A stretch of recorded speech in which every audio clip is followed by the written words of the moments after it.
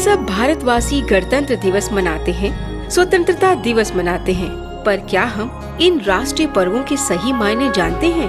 हमारे प्यारे बापूजी बड़े ही सहज तरीके से समझा रहे हैं हमारे राष्ट्रीय पर्वों का मकसद क्या है। 26 जनवरी है। गांधी जी आजादी के लिए लड़े क्यों?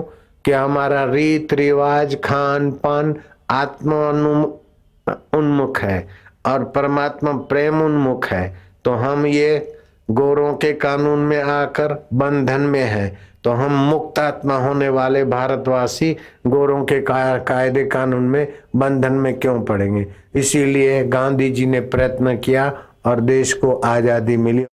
तो ये अंतरात्मा की भी आजादी और बाहर से राज्य की भी आजादी। अंतरात्मा की आजादी लेने के लिए राज्य की आजादी जरूरी है, ऐसा करके गांधी जी लगे थे। जिसका उद्देश्य भगवत प्राप्ति होता है वो समाज को प्रेम करता है, समाज का हित चाहता है, और जिसका उद्देश्य संसार की चीजें पाकर सुखी होना है वो समाज से चीटिंग करता है। तो स्वार्थ वृत्ति, राक्षसी वृत्ति और भगवत वृत्ति, ये तीनों का मिश्रण मनुष्य का शरीर है। अच्छा संग मिलता है तो भगवतीय स्वभाव बढ़ता है, तो समाज में सुख शांति आनंद होता है। अगर वो नहीं हुआ तो समाज में आतंक फैलता है। शास्त्र में लिखा है कि जहाँ पूजने योग्य सत्पुरुषों का, महापुरुषों का आदर नहीं होता है, अपमान होता है, वहाँ भय, रोग और मृत्यु नृत्य करता है।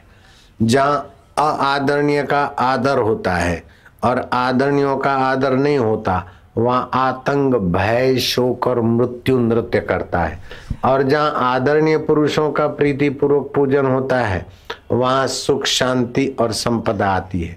जैसे अफगानिस्तान में आदरणीय बुद्ध की मूर्ति तोड़ गई है, संतों का अपमान होता था, तो अफगानिस्तान में मृत्यु, भय, शोक नृत्य करने लगा। और जहाँ आदरणीय व्यक्तियों का आदर होता है हिंदुस्तान में, तो यहाँ थोड़ा सुख शांति है। पाकिस्तान में ऐसा उपद्रव हो जाता है, ये हो जाता है। तो जो अच्छी आत्मा है उनका जहाँ घर में, समाज में इज्जत होता है, वहाँ सुख शांति और प्रेम पैदा होता है।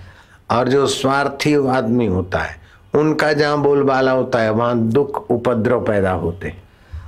डिजायर वाले का जहाँ बोलबाला होता है वहाँ दुख उपद्रव अशांति होती है। और भगवान प्रेम वाले का जहाँ सम्मान होता है वहाँ सुख शांति और भगवत कृपा आती है।